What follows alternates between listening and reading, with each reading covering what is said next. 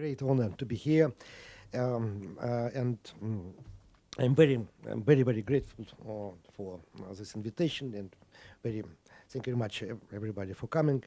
Of course, probably I'm not proper person to speak about whole Russian policy, and I'm not from Ministry of Foreign Affairs. I'm not military expert, and of course I'm not whole Russia. I'm only professor and chairman of Russian think tank, and we have only our humble opinion about today processes. But maybe most interesting that just a few days ago we prepared, and now and we will be published very soon, special report about Middle East, and I'm happy to speak about this special paper, which is called "Darkness Before the New Dawn: Regional Conflicts and the Future of Global Community." This paper is the continuation of the annual report of Valdai Club. This report called "The Global Revolt." First of all, the radical change of the world, which we talked about, now have become a reality. And we can't separate the Middle East, process from overall world development. And it's very important for us because we are thinking that now we can see real global change. It's not joke. We can see maybe very in short term we can see new world. Moreover, these changes are alarming, especially because, it seems to me, we do not fully understand the essence of what is happening. We haven't even agreed on the name for this change whole. In my opinion, perhaps the main reason for the world transformation is the global change in the sentiments of the masses. I have mentioned that our annual report, the annual report of our club, was called the Global Revolt. Maybe it's better to call this process a kind of global civil war. However, in some parts of the world, this war is going in the hot form, as in the Middle East, while in other countries, voting and elections are still enough to satisfy the aggressive desires of the mob.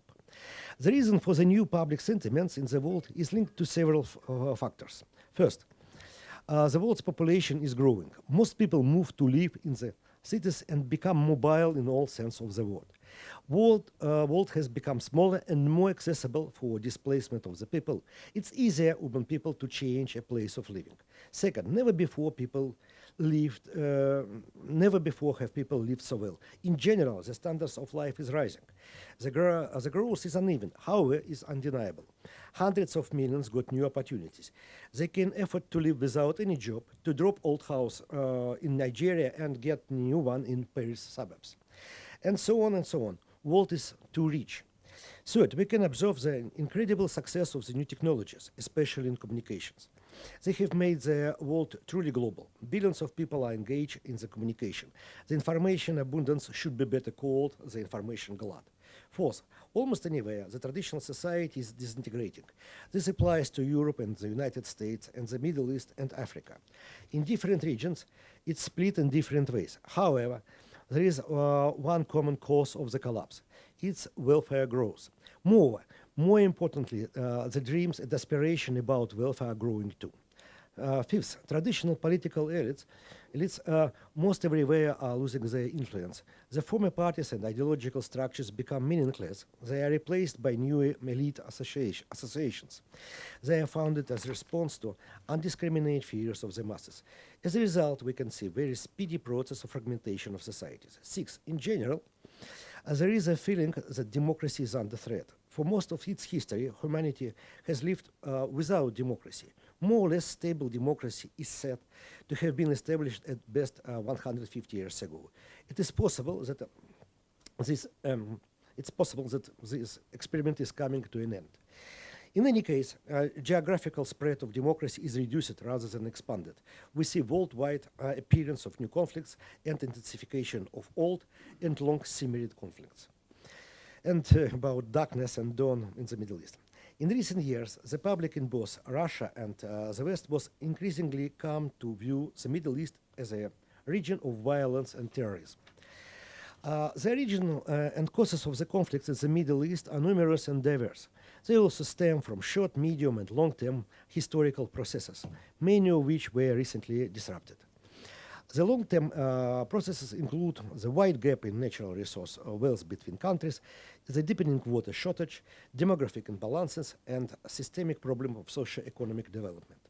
The problem having a medium-length history stem from systemic problems of socio-economic and political development, as well as the functioning of this country's political system in general.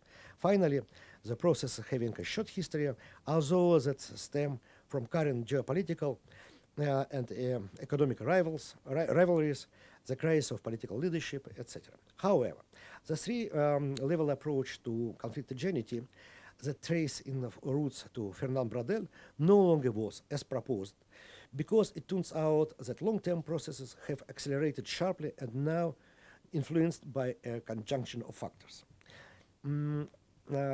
Maybe you will be surprised, but this situation reminds me of situation in Russia 100 years ago, before so-called October Revolution. There are many common elements: destruction of traditional society, and due to this transition, millions of young people move from country areas to city suburbs, destruction of processes of socialization, and traditional system of values. In Russia, the rural community was destroyed, so-called Russian peace, Русский мир, disappeared. In the Middle East, the traditional Muslim community is being destroyed. However, both processes gave the same results. Billions disoriented, frustrated, uneducated young people turned into fuel and gunpowder for violence, aggression, and terrorism. In Russia 100 years ago, and just as in the Middle East now, there was a lot of money and many wealthy people who felt guilty of being too rich and supported disastrous revolution for them. Let us compare families of Russian billionaires from Old Believers and Osama bin Laden family. There are a lot of common. Finally, there is a serious lack of vertical mobility. Dozens, thousands of young people have not any social perspectives. Of course, it's a long conversation, and I could address you two books, not new. Then you know about the books, of course, Ortega y Gasset, the Mass Revolt, and maybe you know, maybe not. Yuri Tynyanov, he wrote a lot of nice books about Russian suburbs. It's very, very interesting. Red Russia at the beginning of 20th century was very attractive for young, honest, dreamy, and inspired people, as now the Islamic State is. The new conflicts in Syria and Iraq, Libya and Yemen share a number of features that distinguish them from the old conflicts in the Middle East and Western Sahara. On the one hand, these features are the outcome of global trends. On the other hand, they could themselves engender new trends. Of course, these conflicts should be viewed in a wide historical context. The 20th century confrontation between the two ideological and political camps came at heavy price. It formed a world of mutual exclusion.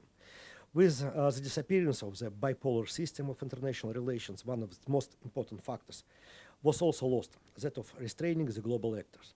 The rivals responded by hitting the brakes to pull back as far as possible from the edge of the abyss of global nuclear war. These leaders still remembered World War II and felt no temptation to repeat that experience using nuclear weapons. The outcomes were too obvious. At the same time, under the new conditions, regional players gradually gained in strength. They began feeling a greater sense of independence. In an attempt to compensate for their dependence on the superpowers, they sought to exploit the disagreements between the competent non-regional force during the period of bipolarity. The regulatory authority of the superpowers lay in their military might and their ability to offer themselves as a role of models whose morals and values the region would want to emulate. As it turned out, the opening years of the 21st century saw a further erosion of both the relativism of values, the crisis in the Western model of liberalism. Also, an unsuccessful experiment in social political engineering was accompanied by the emergence of international terrorism that challenged the military might of the West and undermined its ability to guarantee security. In these circumstances, the global powers forfeited their role as the regulators of regional conflicts. They increasingly became hostages to the regional elite. They are an extremely dangerous trend continues to grow even more alarming today. Um, um, Interstate conflicts have now become vortexes of sorts, pulling at the resources and military forces of regional and global players. At the same time, countless provocation from every side diminish the ability to fight the international terrorism that all global sectors more or less equally consider a common threat. All of this aggravates relations between Russia. All this aggravates relations between Russia and the West are primarily between Russia and the United States, creating an opportunity for even the most odious of parties in the conflict to exploit that rift in their own advantage. Just like his predecessor, US President Donald Trump has no desire to increase direct US involvement in the affairs of this troubled and highly unpredictable region.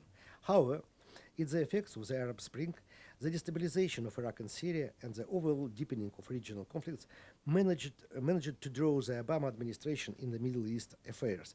Then it's possible that Trump could fall into the same trap. The accusation in Washington that Russia interfered in the United States elections and had special relations with Trump associates have become an obstacle to Trump's state goal of improving United States-Russian relations through a joint fight against terrorism in the Middle East. It might also provoke him into making an excessive show of force in that region. Despite the fact that Trump won the election, the campaign battle continues now under new conditions. On the one hand, the new president's inexperience in foreign affairs and lack of knowledge of the Middle East prompted him to make a series of hasty statements. On the other hand, by surrounding himself with retired military personnel, Trump was undoubtedly continuing to resort to drastic measures in the region. President Trump's approach in the Middle East, if not indicating a fundamental change in U.S. policy, has introduced at the very least a number of new and sometimes disturbing elements to it. For now, the United States is sending out mixed signals by demonstrating its willingness to employ the direct use of force while also not abandoning the joint fight against terrorism. The United States and Russia take vastly different positions in the Middle East. The Trump administration has expressed a growing dissatisfaction with pro-government forces in Syria, especially Iran and Hezbollah. What's more, Washington has did something of an ultimatum concerning its desire that Russia scale back its ties with Iran. Of course, Russia and Iran have very different interests in Syria. According to a number of pundits, Iran's goals conflict somewhat with those of Russia in that Tehran is attempting to achieve a military victory, gain a foothold in Syria by establishing military bases and acquiring property there, and following its dominated passion of achieving universal support for the Shiite part of the Muslim population in the Middle East. Despite these obvious differences, Russia and the United States continue to share a limited set of interests and thus an area for potential cooperation in the Middle East. Thus, this includes the settlement process in Syria, in the Geneva format, and to a certain extent the attendant Astana format. A number of experts believe that it would make no sense for Trump to up the bar of his military response in the region.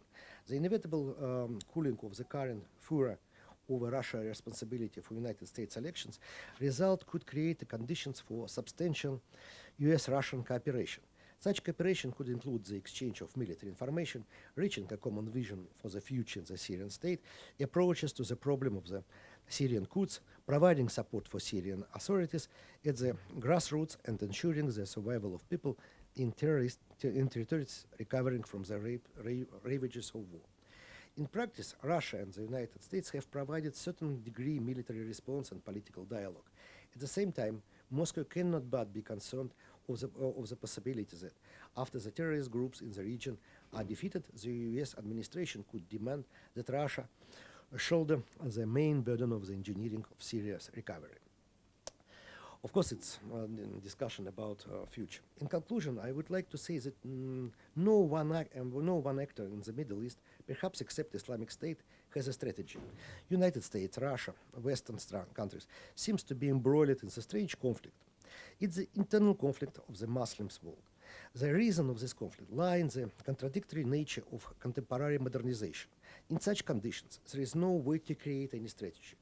There is only one single possibility: to act reactively and try to reduce violence. Perhaps ultimate goal for world power should be to leave the Middle East alone and stop meddling. But fortunately, or unfortunately, it's impossible. And we have to wait the dawn. Thank you very much. I want to start by coming back to what you said in the end. You said basically that with the exception of the Islamic State, all the rest of the players don't really have a strategy in the Middle East, and it's, they played by the ear, trying to bring about some sort of stability. Is that really true for Russia? We always tend to think that Russians have grand designs and they know what they're doing, and they have long-term goals and things like that. Is that some glorification that we do to the Russians, that they are not do not deserve to get it, or does Russia still have a very clear grand strategy? If we speak about strategy, we should think about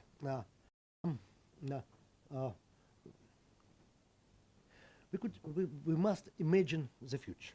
If we try to build strategy, we should to draw, to mark, to indicate our goals, purposes, and future landscape.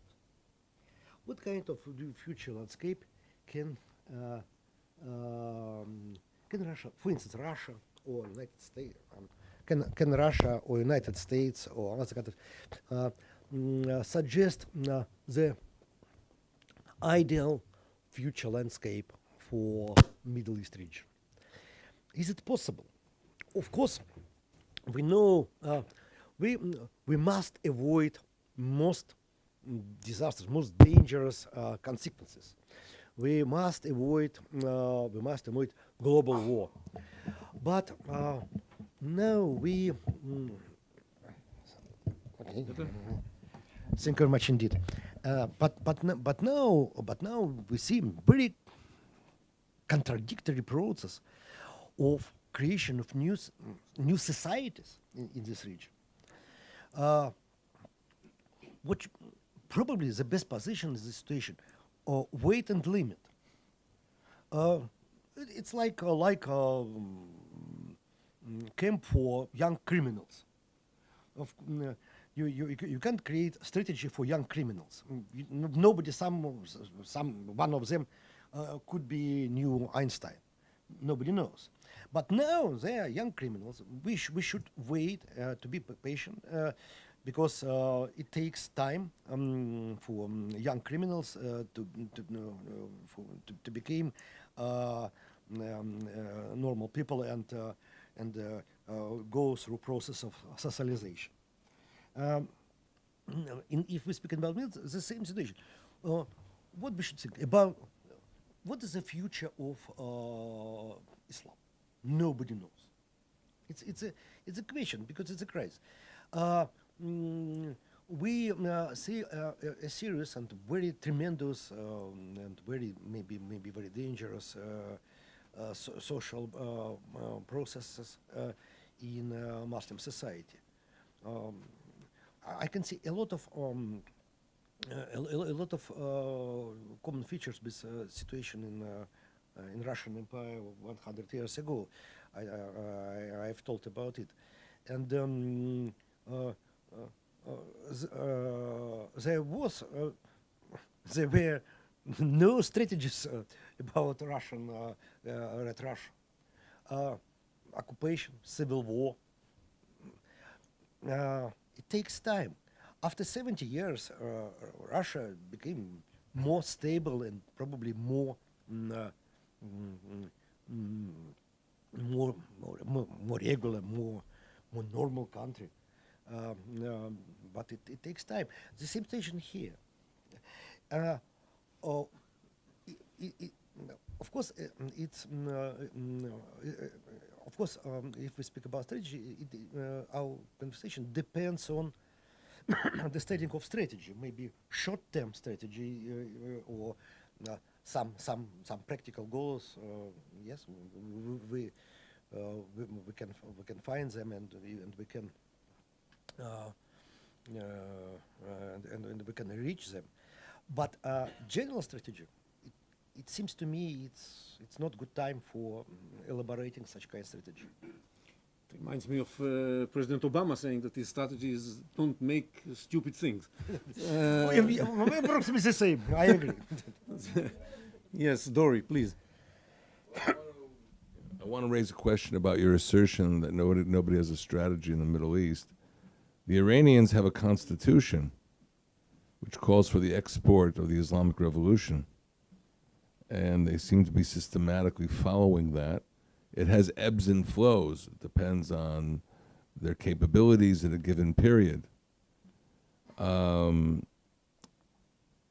know that the major challenge to Russia from the Islamic world comes from the Sunni side, which may be why Russia is able to work with Iran and not consider that there are constraints on that cooperation.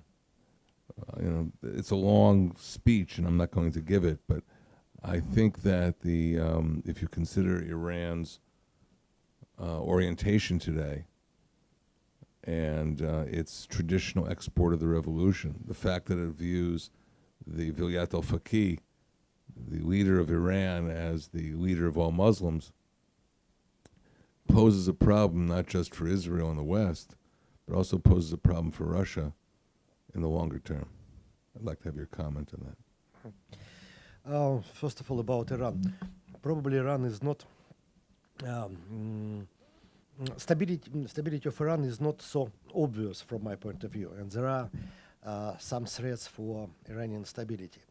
Maybe this strategy of Islam revolution, of course, it's sort of declaration. But I agree there is a threat of such kind strategy. But there is a problem of fuel for this strategy and energy for this strategy, because the core of not Arab Springs, but today so-called Muslim Renaissance. The core of this process is not in Iran. Iran, there are a lot of contradictions inside of this country and a lot of contradictions in Muslim world. I personally don't believe in success of such kind of strategy. If we speak about Russia and Iran, Russia and Iran relations, it's a big question. Of course, Russia. It seems to me, it's my point of view, Russian government is not blind and understand a lot of risks in these relations, and understand some threats from this country. And if you remember, before United Nations decision about sanctions, Russia didn't sell and didn't break rules. From my point of view, now the key problem is Russia-United States relations. It's a key problem for understanding future whole future composition in this region, composition of forces, some unions and so on. From my point of view, if Russia and United States will find some solution here, it will be very extremely important sign for everybody that world problems could be solved. It's possible to solve it. It's possible to find decision very complicated and very tremendous and very dangerous problems. This is a key problem. Now, of course, maybe my final about strategy was a little bit provocative, but from my point, it's a real problem of elaboration of strategy. It's a question, and Mr. Kissinger visited Moscow 2-3 times ago. He met with Mr. Putin, and Mr. Kissinger was invited by Valdai Club Foundation. We dinner with him and then discussed a lot of problems. 2 weeks ago, we visited the United States and met a lot of U.S. politicians. It seems to me I'm not very pessimistic. It seems to me it's possible to find a decision. It's possible to find solution, and decision at the same time. And it's but how? Yes, Fiona. Oh, thank you very much for being here. It's extremely interesting for me. I felt your denial of a small strategy compared to beating the evil that comes up from the ISIS, just like a very Russian position. Actually, I thought more about the Karamazov dialogue between the two, one that goes to Europe, the other one that stays in Russia. You are the one that stays in Russia. In my view, that's a very, very Russian point of view. But still, there are big evil, which is true. ISIS has to be beaten and destroyed, that's for sure. And then comes a strategy, if I understood rightly what you're saying. First, let's destroy the big evil. Then we will discuss what's going to happen. Still, there are important actors here. And when you see Iran moving its position towards south, this is really surprising. I wonder if it surprises you too, because its borders were up few hundreds kilometers, now are down few hundreds kilometers, and it's on the Golan, the border of Iran now. So under this title, I would like to ask you, what do you think about the Israel position today? How do you see it? There are always tactical dialogues between Putin and Netanyahu on how not to disturb each other at this very moment, which is extremely important. But in the future, how do you see if there is a solution? As you were saying now, I suppose you were speaking also about the solution of the Israeli-Palestinian conflict, or this is far away from your thoughts and you don't care about that? That's an important question. Thank you very much for your question. From my point of view, Russian-Israel relations depends on more wide political and maybe social configuration in the region and probably in the world. Israel has very clear, very understandable goals. It's clear. Russia has no so clear and so understandable and so understandable goals. It's a problem for Russia because Russia try to find some allies, some political combination in this region, and it seems to me now there is a great opportunity for Russia and for Israel to be a sort of partners in this process. Anyway, in 1 year, in 10, in 5, or in 15, but not in a very long time.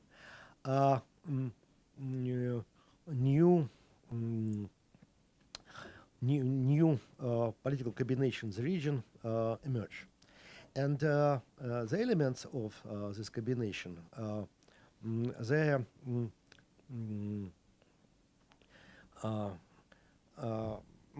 probably the main elements of this combination. They are on the table now, and Russia and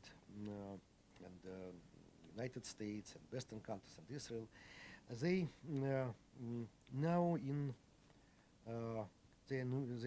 all these forces, all these powers involved in common play. This play is unclear, and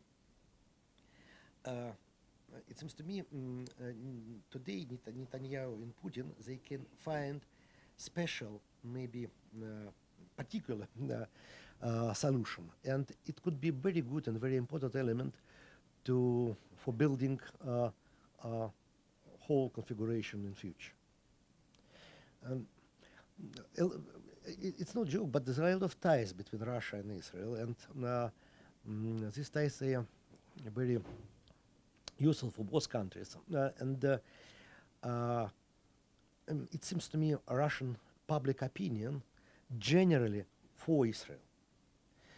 Russian public opinion, it's important thing because I have told that if we speak about Russia, we should understand that Russian society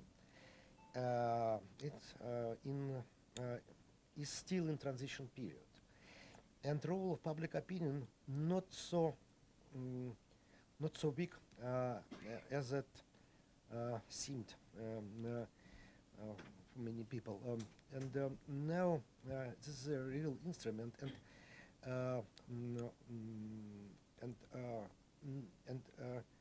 but Russian opinion prefer to support Israel, not Muslims. Maybe it's not just, but it's true, and it's very interesting that during events in 2008, during so-called Georgian war, Russian public opinion was not generally against Georgia. Not for, but not against. And in this situation, it will be extremely unpopular in Russia to make steps directly against Israel. It will be not popular. First of all, next year elections. Secondly, there are a lot of Russian society. Russia is not one single subject, one single actor. A lot of forces, a lot of internal struggle, a lot of political position, and about world situation too. It's a serious question. Thank you. Welcome to Israel, and an honor to have you. After World War II, the United States and the Soviet Union managed to get together and form the pillars of the post-World War II vision for a better world. UN Charter, UN Genocide Convention, Universal Declaration of Human Rights, and they reaffirmed the already existing ban on chemical warfare. All four of those pillars have collapsed. 600,000 dead in Syria, chemical warfare, enormous abuse of human rights throughout the region, Iran inciting to genocide. Don't you think we should think big and get the United States and Russia to get together to reaffirm those wonderful pillars of the post-World War II vision? I think that first of all, please pay attention on Russian government, Russian officials, Russian authorities position. They're not against United States.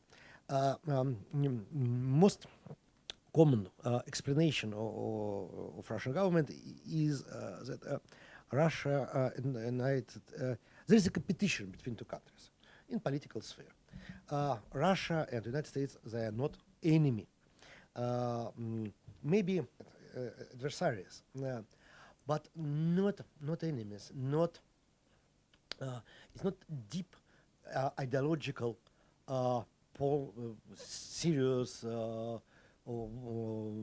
life-length conflict. No, there is a competition, and Russian President Putin he told many times that the United States is fun. It's amazing, fantastic, brilliant countries, probably most powerful, and so on and so on. And I'm absolutely sure that Russian government will be absolutely happy to find solution and to find some formula of collaboration with United States, and not only United States. There is a serious problem of mutual trust. There is a problem of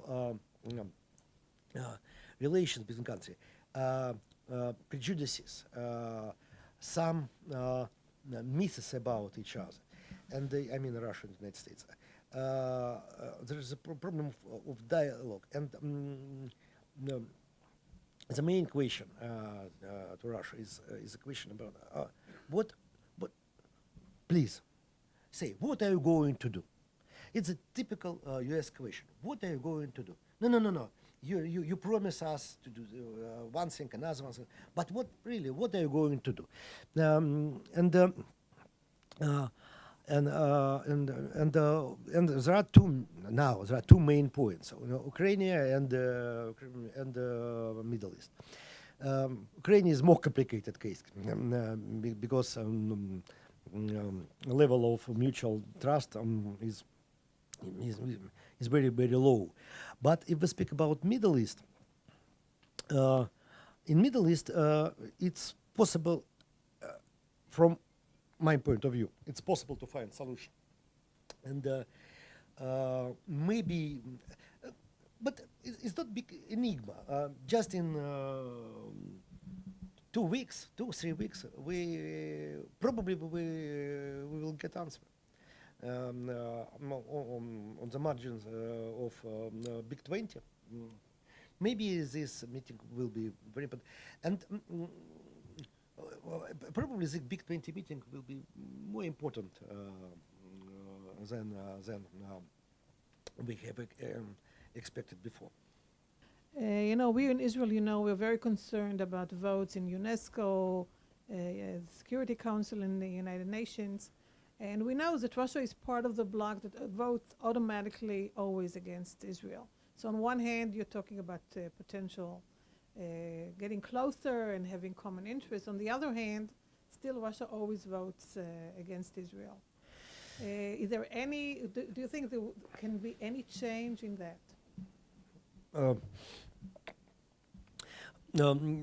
Maybe I have no direct comments about voting in UNESCO. Honestly, I don't know about it.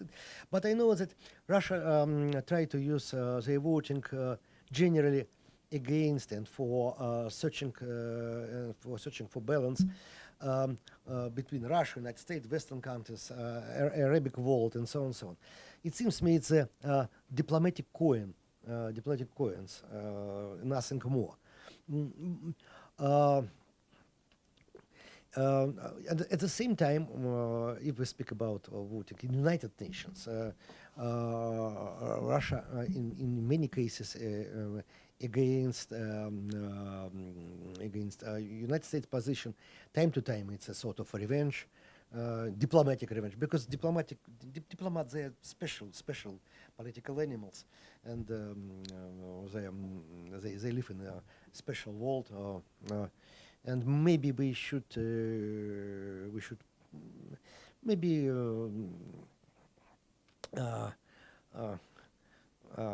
maybe diplomacy is not so worse and so important for us. Majority of these resolutions near to nothing. I mean, United Nations role or UNESCO. Of course, it's a not bad instrument to divide money, but nothing more. Yes, I want to ask you about foreign policy. And can you explain what is the difference between the Soviet Union policy and the Russian diplomacy? Soviet Union policy was determined by generally by ideological purposes, officially, and probably it was true. The main idea of Soviet Union, it was according to certain declaration, it was very simple. We have to build new, brave, socialist, communist world. It's the same ideology, like Islamic State or something else. Not big difference.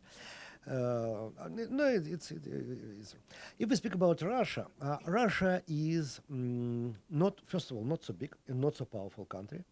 Secondly, Russia is looking for self-identification and try to find their own position on the world, in the world. It's a big question for Russians because I said that now we probably we can observe, we can see process of of origination of emerge of Russian political nation. It's very interesting and very contradiction process. There's a lot of internal struggle for it. And foreign policy, first of all, is continuation of internal struggle. Second, it's very important for self-identification for Russians. They try to understand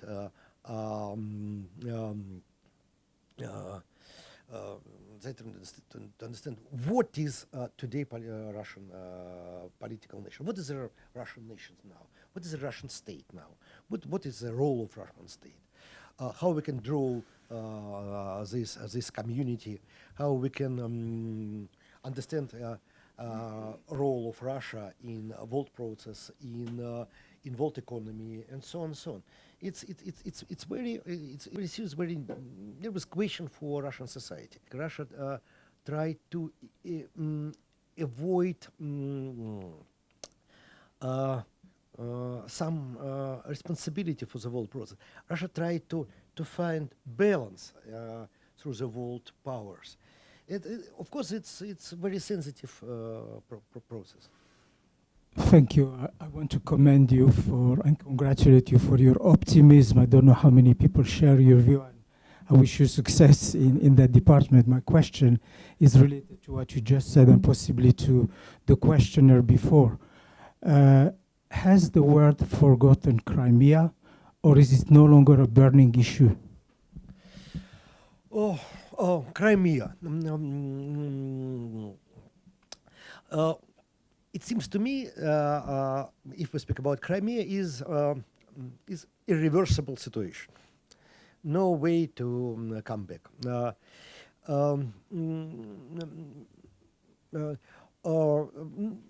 Ukrainian situation, I mean the East Ukrainian, probably it's not easy, but it's possible to find solution. Russian government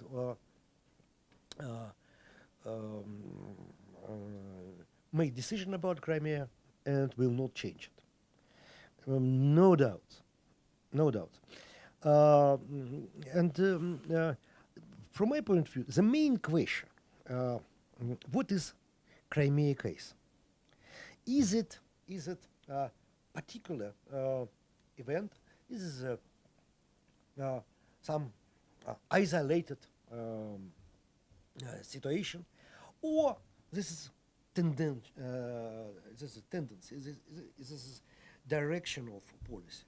It's a main question. It seems to me Russia. From my point of view, Crimea is isolated story. Decision was made. Nobody will change it, but possible to find solution, to find some mutual understanding about a lot of questions, including East Ukraine, Middle East, and everything. Yes, please.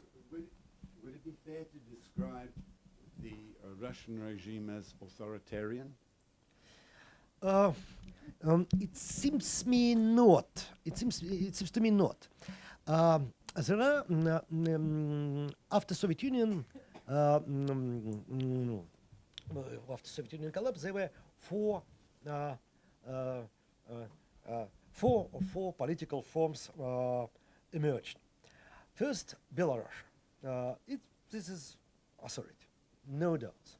There is Kazakhstan. This is authority, but good authority. Because Kazakhstan is a kingdom. Belarusian people more smart than Belarusian president, and this is authority and authority, nothing more. Maybe harmful authority. But kingdom in Kazakhstan is more probably it's very useful for Kazakh nations. Maybe they need such kind of authorities because long process of formation of new nations, a lot of some contradictions between ethnic groups and so on and so on. Ukraine and Russia do not two polar system. It's it's a sort of mixture. Ukraine is a little bit close, more anarchy. Russia maybe a little more close to not to a direct authority, but more more strict, more strength, more vertical power. Of course, Russia is not direct authority. I'm absolutely sure. The problem is that Mr. Putin during last 15 years was and is now extremely popular. It's a question to Russian population. It's more interesting question than question about nature of Russian power, because Russian population is the main enigma in Russia. During many years, the average level of popularity of Putin between 60 and 80%. Despite on a lot of events, it's true. It's a question.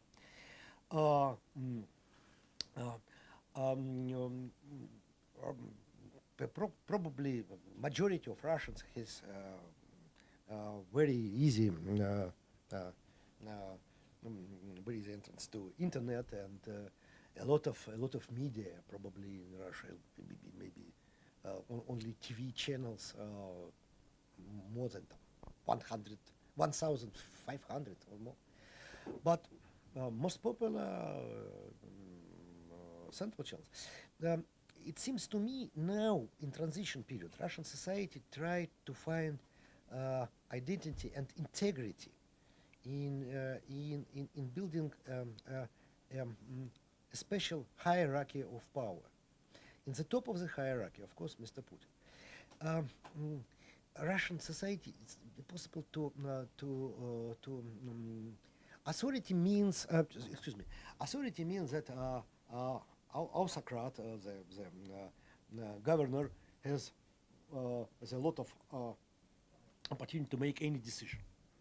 It's not true for Russia, fortunately or unfortunately. It's a serious question, because it's not easy to elaborate a lot of very useful, very serious decisions. And time to time, I have talked about public opinion, but at time to time it takes to mobilize, to organize mobilization of public opinion for support of decision of Russian president. Time to time it takes, because a lot of struggle, a lot of problems. If you pay attention on Russian media, whole media, you see that you can find every opinion, every ideas, every fact. But in this situation, there is a serious problem of, for many people, the problem of navigation in this information ocean, and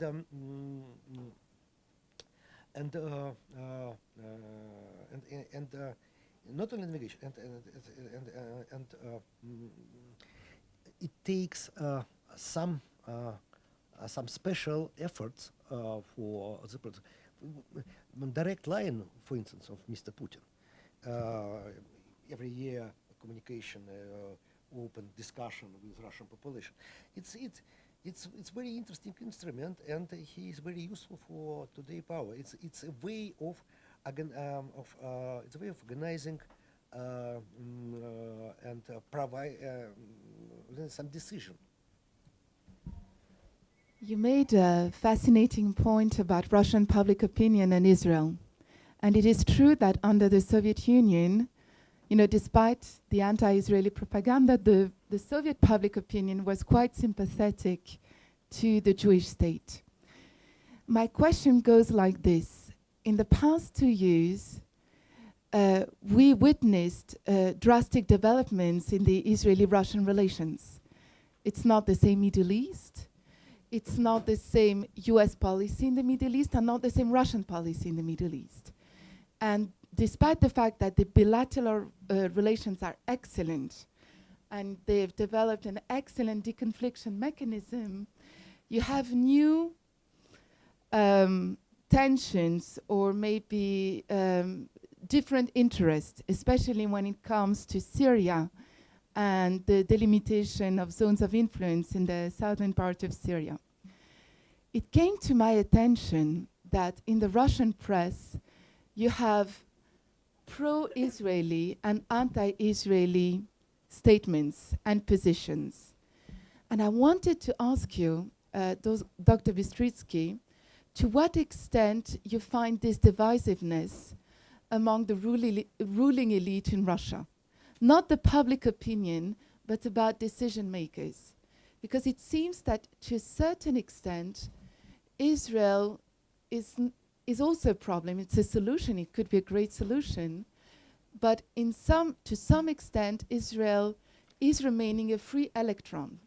It doesn't belong to the Western US-led military coalition. And of course, it doesn't belong to the Russian Shiite coalition in Syria. So what is the perception of Israel among the ruling elites? And is there divisiveness, and to what extent it could be translated into political decisions? From my point of view, on the divisions inside in Russian political elites, it's not generally. It's not about Israel. Generally, it's about the role of Russia, and there are, from my point of view, there are not two, but there are some polar positions. First of all, okay, Russia is one of the equal elements of world through Big 20, or maybe more countries, and Russia must have to find some good relations, and it's relations equal with equal, peer to peer, approximately. Yes.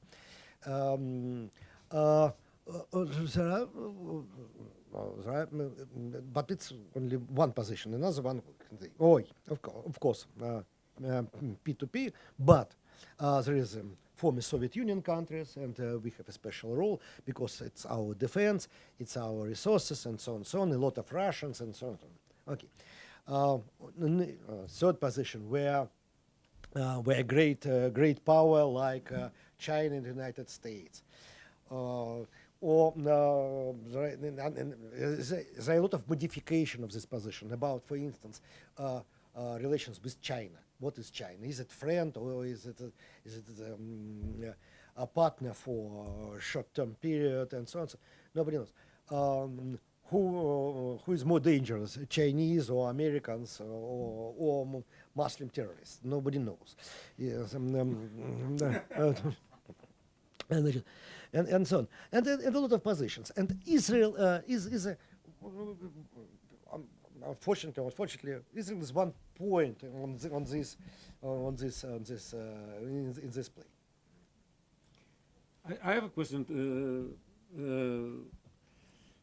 because Fiamma started with it, and you touched it too. But in Syria, coming back to Syria, okay, let's leave the rest of the Middle East. Focus on Syria. Two questions. One is, to what extent you are afraid or worried that this will end up in direct confrontation between Russia and the United States, because there is an option of a solution, but there is also an option of just the opposite. And the Russians have threatened just recently that if the United States will attack Syria again, that they will help to defend Syria and things like that. And this may end up with a confrontation. And we see what's happening in the area of Tanaf, where while the Iranians, with this Russian support, are trying to build the corridor leading from east to west, the Americans very hesitantly speak about an east and north-south line.